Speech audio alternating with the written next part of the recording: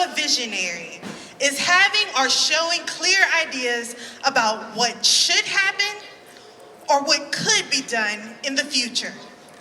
Having or showing a powerful imagination.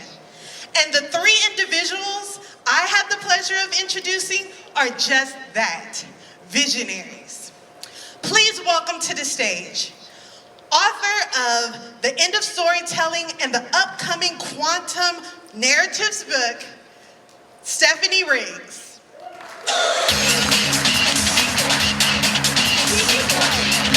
And founder of Bigscreen, Darshan Shankar.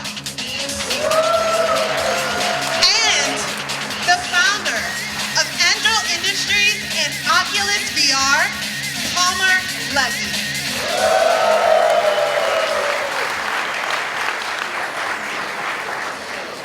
All right, AWE 15, you guys are looking good. 15 years. We're going to talk hardware, we're going to talk software, we're going to talk content, but let's start with a little story. For everyone here that might not know your flashpoint of when you got into VR, and I don't mean just like the first time you put a headset on, but like what was the setting? What was it like when you first had that flashpoint with VR? So for example, I would be going down into a deep, dark basement in Ween Hall on Carnegie Mellon campus, and there's probably hard drives with illegally downloaded songs from Napster and CRT things, and you put a headset on. So who wants to start first with your flashpoint? Well, as most people know, I wasn't even born 15 years ago. But I built my first VR headset in 2009. Actually, barely 2 miles from here in Long Beach. So I'm glad AWE has come to Long Beach. This is really the right place for it to be, in my opinion. At the time, at the time I was, I started Oculus a few years later after I built several more prototypes. And the first prototype of what became the Rift, I created in 2011. I was 19 years old, living in a camper trailer. And it was the first prototype where I showed it to my friends. And rather than saying, Palmer, this is shit, you're wasting your time, they said, oh, this is shit, but I can imagine it going somewhere. Maybe you're not wasting your time. And that was actually, my good friend Chris had that realization. And I asked him what he was going to be doing that summer. And he said, oh, I'm going to be working at this pizza place, trying to save up money before I go to college. And I said, no, you're not. We're going to start Oculus together, and you're going to come work for me. And that was on a Friday. And then he told his mom he was moving in with his friend from the internet to start a virtual reality company. And I think she didn't believe him, because that was like really all the context he gave her. On Monday, I rolled up in my Pontiac, Montana minivan, and he got in with all of his stuff, and he drove away, and he never went home. And that was the start of Oculus. Darshan.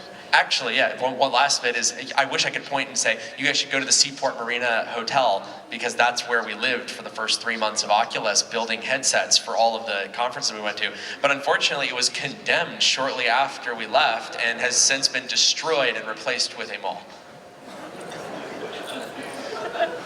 So my story is probably a couple of years after that. In 2011, 2012, I was obviously like Kickstarter DK1, playing with the DK1, but at that point, there weren't huge software opportunities. A lot of the problems left to be solved in VR at that point were still on the hardware side, and getting controllers, getting tracking, getting 6-stop, getting to market. The DK2 comes out by 2014, and it was abundantly clear at that point that something interesting would happen. There was very interesting software and gaming applications that could be built, and it was only a matter of time before it would be a consumer device. Shortly after that, after getting the DK2, I immediately started working on it full-time, building what Bigscreen is today. So we have software that's been on every VR headset since 2016. I started working on it in 2014, shipped the first version in 2016 on the Rift and the Vive on Steam. And we've been on every VR headset since then. I'm going to keep you back in time for a little bit before we move to today, since AWE's theme is like going back in history. So that flashpoint moment that you had, is that still what you're building today? Exact same thing, except a couple years later, we were like, we probably need to build hardware too. But the software and the vision around what we see is most interesting in VR and what's missing in VR is the exact same vision we are still chasing today.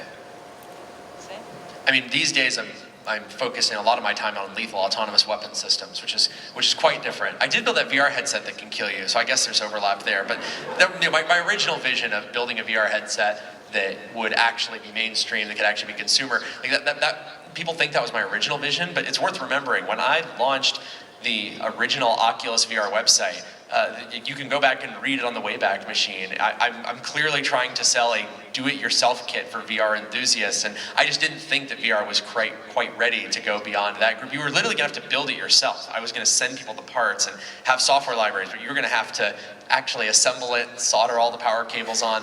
And I got some good advice from actually John Carmack and also Gabe Newell and a few other people that I showed it to, and they said, you need to build something that software developers can just use. And software developers don't know how to build things with their hands. They know how to build things with their keyboards. And so you need to give them something that actually works out of the box. And that was actually a huge change from everything I had in my mind up till that point. It's a good thing that we made that change, because I don't think, actually, I know this for certain. On our Kickstarter, we had an option for you could have a build-it-yourself kit or an assembled kit. I think there was a $1 difference in price. And I think we had less than 100 people buy the do-it-yourself kit, and we had many thousands of people want the one they built them, that was already built for them. So you bring up a good point, though. It's we don't build in isolation, right? We surround ourselves with people that help us make good decisions, help us make the right decisions, hopefully. And that are specialized in things. I mean, specialization of labor is what makes humanity work. If everybody had to do everything, if I had to grow my own food and clean my own plumbing and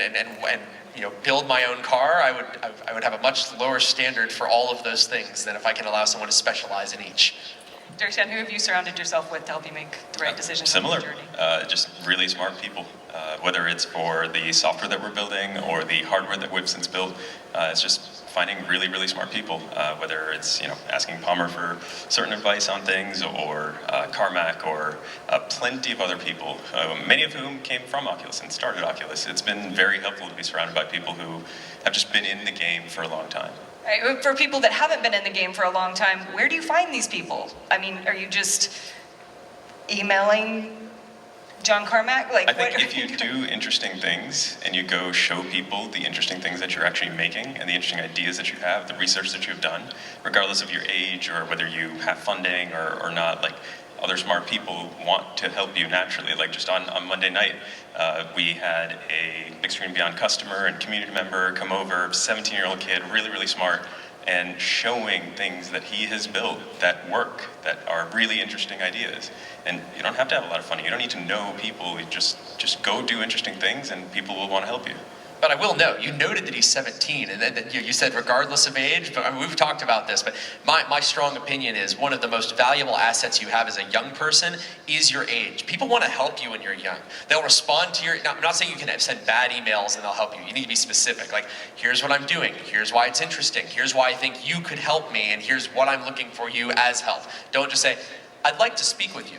What's a good time? That's not going to work. But if you can be more specific, people want to help young kids. The younger, the better. When I get an email from somebody who's 15, I want to help them. If they're 14, I really want to help them. And I benefited this from my early career so much. Like, I think John Carmack, one of the reasons he was willing to humor me and talk with me is because I was an 18 and then 19-year-old kid. When you're a whiz kid, everyone wants to talk to you. Once you're a whiz man, nobody cares.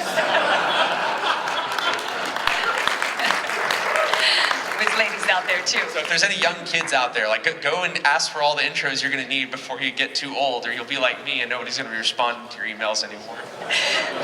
But Darshan, you bring up also a good point about doing your research and looking there's something about having an idea moving forward, but grounding it in what's come before and doing your research. And I mean, you did a ton of research early on, Palmer.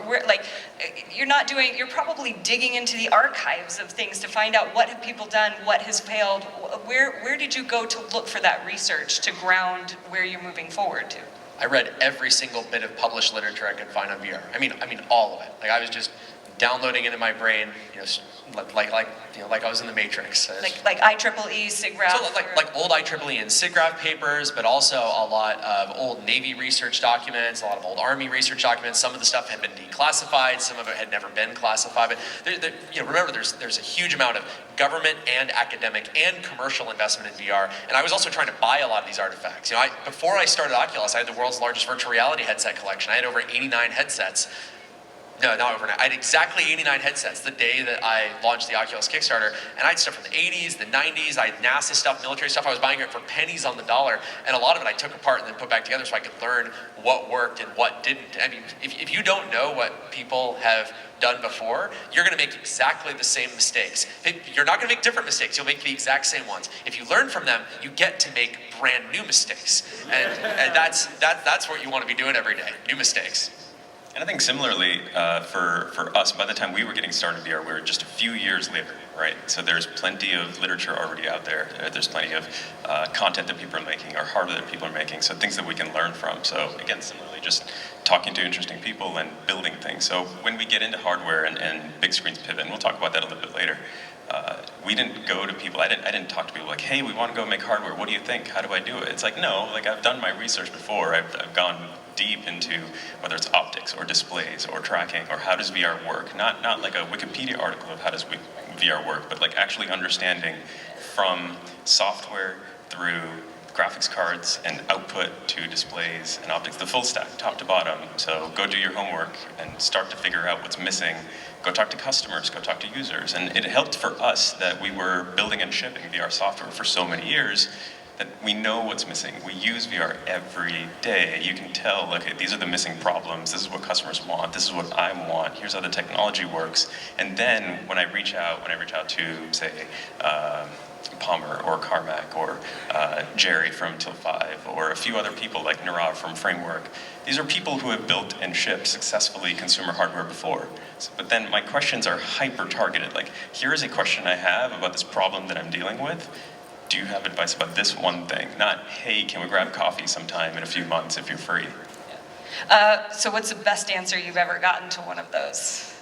The questions, do you have an answer? Has there ever been a, nah, don't have an answer? Why don't you find out what it is? I think the interesting ones for me were when people challenged my assumptions. Like I would assume, well, we did this and this, but to get to the next stage, we really need to do that. And multiple people are like, no, you probably don't. Maybe you're doing it right already.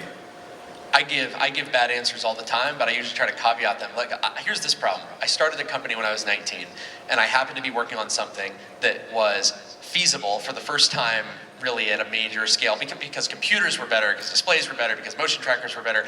And so I happened to be doing the right thing at the right time. And then there's this huge group of people that understands that's because I was doing the right thing at the right time. And then there's other people who believe that it's due to some innate, insight that I must have. And they say, Palmer, what's the secret? If you could distill the secret of building a business into one line, what is it? I'm like, I don't know, man. I'm 31 years old. Like, I'm still figuring this out too. And the Palmer, what do you think about large language models? And I have to say, dude, I don't know. That's not what I work on.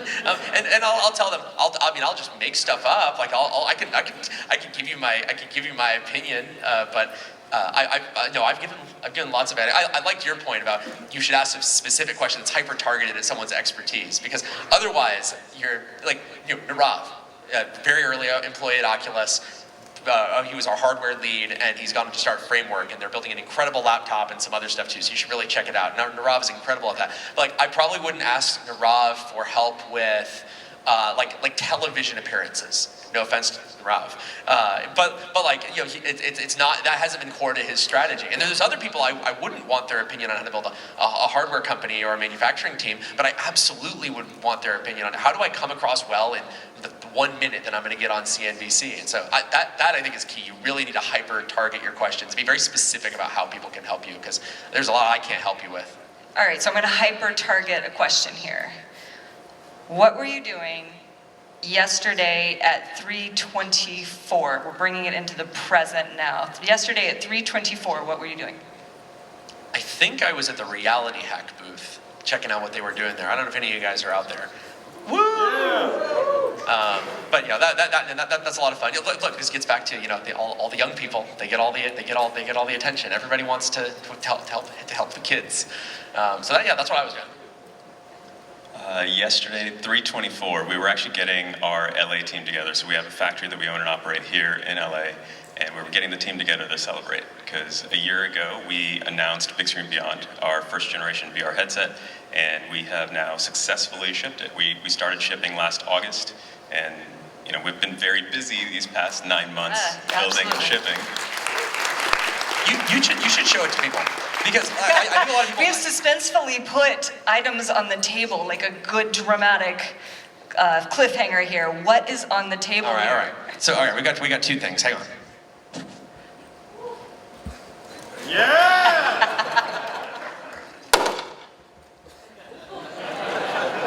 We get close up on that. Yeah, that photo shoot with Wired, the guy, we did all these great pictures, and they put really nice makeup on me, and I didn't have bags under my eyes, and they said, just for this one, just make like a scowl, like you really get really mad, and I did it, and that was, this covers when I learned you don't have to do what the photographer tells you, just tell him no. And they put these like Palpatine bags under my eyes, and they're like, this guy is gonna destroy the world with his VR.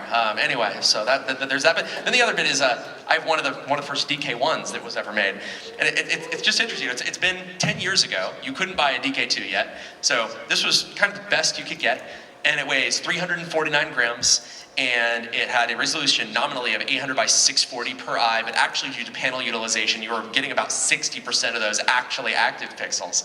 And it's kind of crazy how far we've come. I mean, I think people don't understand how far things have come, where you're able to ship, there we go. So this thing weighs barely over 100 grams.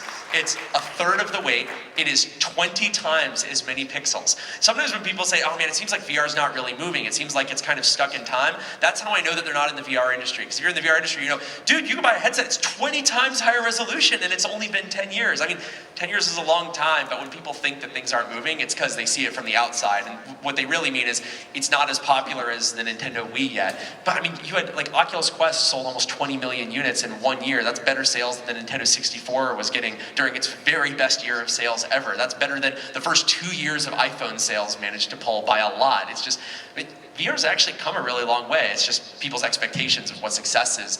You know, they've really inflated. I mean, you've been working on this stuff for a long time. Could you imagine if you had told people, yo, yeah, there's going to be 20 million people buying a VR headset, and the media is going to consider that a failure?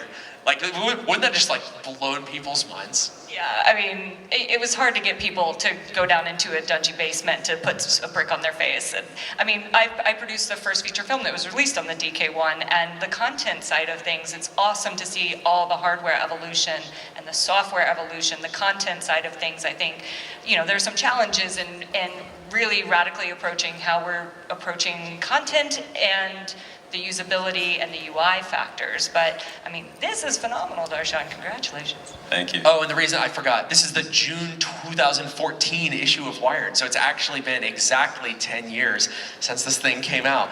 So it says that it's about to change gaming, movies, TV, music, design, medicine, sex, sports, art, travel, social networking, education, and reality itself. So I guess my question is, has it done that yet? I don't know. I think we're still waiting, but it's a good headline. It's a good headline for sure. But also, how many DK1s were sold? We sold 55,000 DK1s total, but I have about 1,000 of those on pallets in my storage unit. And what about DK2 in 2014? So I don't know if we've ever publicly said this, but A couple 100,000.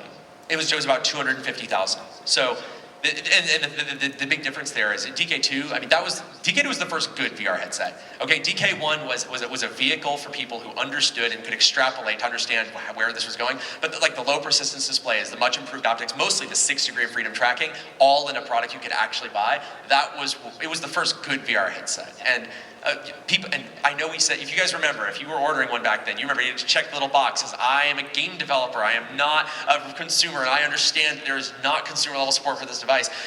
People were buying it just to play games on Steam. I mean, that was pretty cool. And by the way, the reason that we did 55,000 of them was because up to that point, the best-selling head-mounted display of all time was it was the what do we call it in the U.S.? It was the Philips Scuba, or in Japan it was marketed as the Tatara Dino Visor. And that sold exactly 50,000 units, and I happened to know that from doing my market research, and I knew that if we did 55,000, that would guarantee we were the best-selling VR headset of all time, even if Oculus completely collapsed and fell. And I'm glad we did that. Luckily, we didn't collapse and fail, by some definition of collapse and fail, I suppose. And then 10 years later, now Gorilla Tag has 1 million daily active users. Yeah, it's kind of hard to believe. I feel like that's one of those things that people in the outskirts of VR, right outside VR, is like, VR never really took off. It was just a thing and never really went anywhere. It's like, no, there's 1 million people playing Gorilla Tag every single day. And part of what's happened is that I said this earlier, but the expectation of what success is has so massively expanded. Like, people forget that they're only, like, in the US, they're only something like, I think it's like 27 million Nintendo 64s sold, and everyone agreed, like, that was a cultural icon and everyone remembers using one. Like, it's just that the bar for success has been changed by phones that sell hundreds of millions of units every single year, by companies that'll ship 1 billion devices in a year. Like MediaTek, the company that builds these embedded processors, I think on their website, it's more, McDonald's is like, billions and billions sold. I think MediaTek has been in 33 billion devices. And it's just mind-boggling. So VR is just trying to catch up. Yeah, I mean, we're looking at these headset devices, but you started out as a software company, and I think all of these pieces, the software, the hardware, the content play together. It's like, yeah, you're shipping hardware devices, but there's stuff on there that people are engaging with and interacting with and are keeping them coming back. So you started on the software side. How did you get to the hardware side? Well, it started with a vision of, I think, what we wanted to be able to do with VR. And after a couple years of shipping it on Rift and then Go and Quest and so on, we kept hitting walls. Walls due to platform policies that are stupid, and people at Power that were just creating needless barriers to be able to innovate. For example, if you want to do something, send us a pitch deck. Or, no, we have the data, that's not interesting. It's like, no, get out of the way. Like, we're developers, we're going to go to make interesting things. But also hardware, because we thought people weren't building the devices that needed to exist. So every headset that was about 350 grams in 2014, CV1 was probably about the same, 300-ish grams. It got a little heavier, but yeah. In that ballpark. But ever since then, it started dramatically increasing in weight, especially once you got to Quest class standalone devices. That's 550 plus grams. Vision Pro now, a decade later, at 700 plus grams, and that's without the battery. So once the battery's off of you, but if it happened to actually be on your face, that's a kilogram. But 700 grams on your face, I feel like there's a lot of disrespect for VR users from people making hardware and designing hardware. And the disrespect, I think, starts because they're not actually using the hardware. It's mostly people with billions of dollars to play with who don't use VR, but are thinking about it more from well, this is the next platform, let's own the next one, we ought to do some R&D on it. But I don't think a lot of the people who are making decisions about what should be or not be in a device, I don't think they probably haven't used VR chat ever, I'll put it that way, right? They probably haven't used VR at all in the last month. Oh, I said it. I said the forbidden truth. I feel like The same way on the content side. It's like you've got the same people that have made something for a different platform, trying to port it over and not realizing that there are different affordances on this new platform. Meanwhile, I'm just doing the same thing. I've been a hardware guy all along, and so I'm just going to keep doing that. Yep. And I feel like we had a very strong opinion about what needed to happen. So instead of going heavier and heavier, we went lighter. So from the first day in which we really embarked seriously on hardware, we had a philosophy called every gram matters, something that we have adhered to very strictly. And that's why our device is now 127 grams. We said no to a lot of things, and I think there are a lot of hardware designers or executives that aren't saying no enough, but instead are chasing maybe a theoretical vision of where the industry could go. And I'm gonna circle us back into today. Palmer, I think it's kind of cool actually where you've gone, because it is actually full circle. Like, a lot of our funding in the 90s came from DARPA. Like, this industry that we all know and love so much was very much funded and supported by the US government to begin with, and you're almost, it's like full circle going back to that. But if you were, let's say, to start today in the VR industry with zero priors, what would you do? Oh, that's interesting. You know, and it's not just like DARPA and DoD with VR in general, even me specifically. So I don't know if everyone knows this, but I worked at the USC ICT Mixed Reality Lab before starting Oculus, and that's an Army affiliate research center doing all kinds of stuff between the Army and Hollywood. So, yeah, I mean, that was really important, even just for what I've done personally. So they've kept it alive in general, but they kind of kept it alive for me and got me exposed to a lot of things I never would have been exposed to otherwise. You know, I'm still very much in the hardware space. I'm actually building a new headset right now. It's driven by it's driven by military requirements, but it's also going to be used for non-military stuff, and it's really cool. It's really something.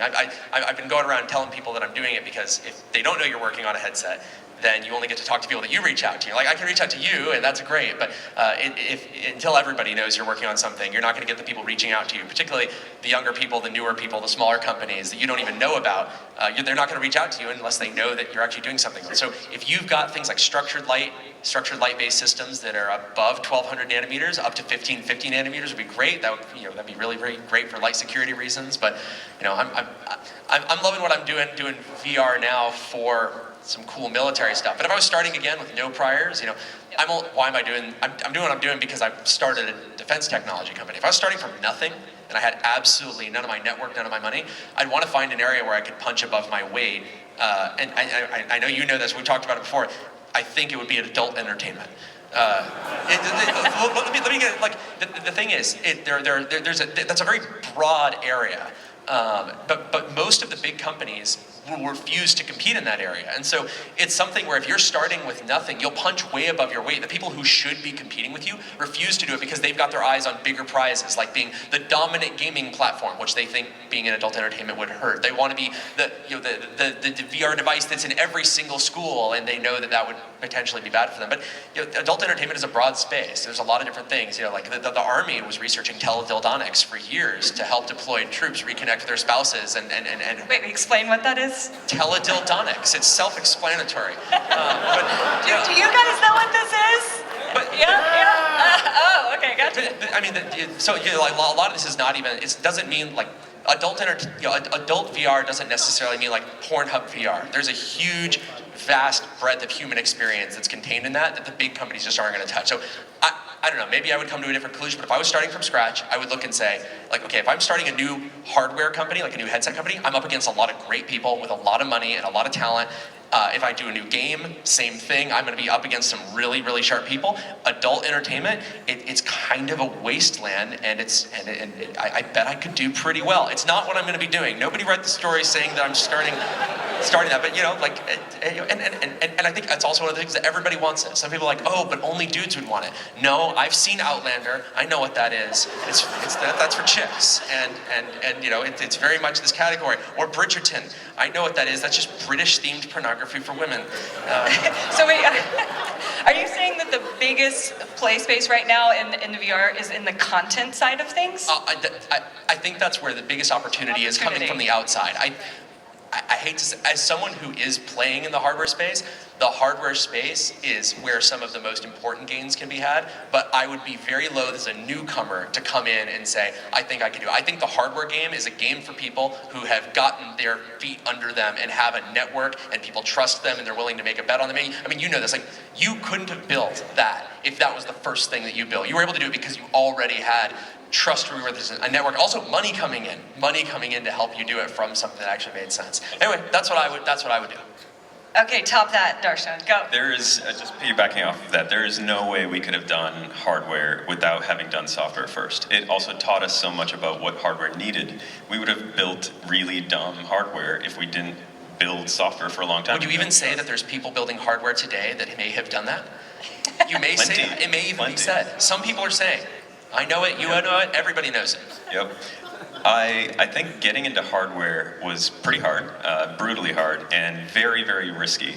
However, I think the thing that I would do if I was starting completely from scratch today with none of the knowledge that I have right now in software or hardware for VR would be the thing that I think is the scariest, most ambitious, which would be in gaming, in VR gaming.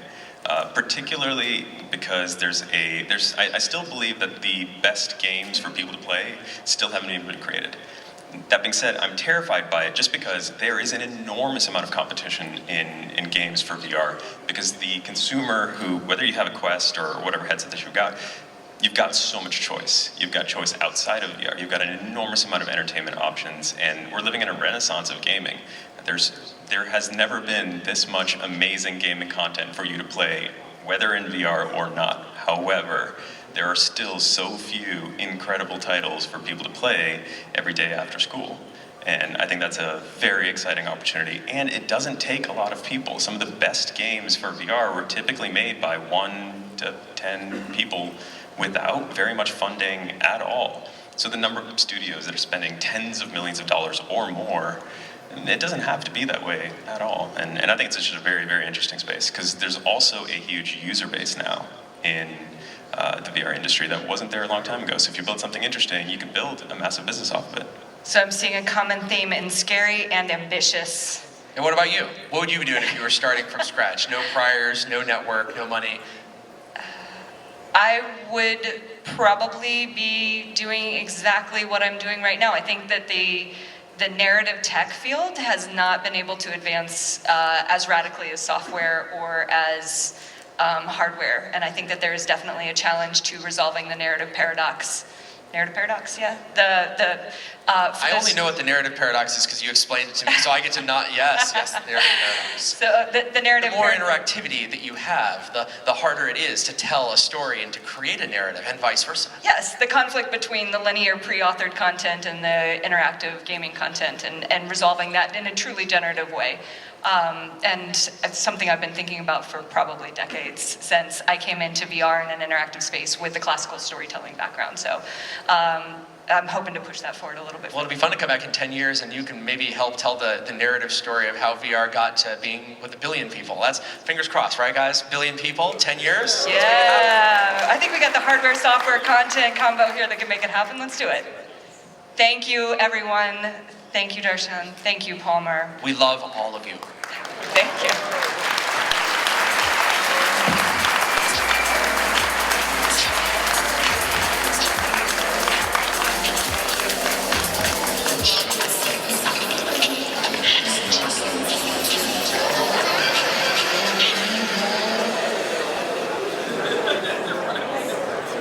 What an incredible session, everyone. I just have to let you know that Palmer will not be around. Sonia has to whisk him away, but we have a phenomenal panel coming up, so stay tuned.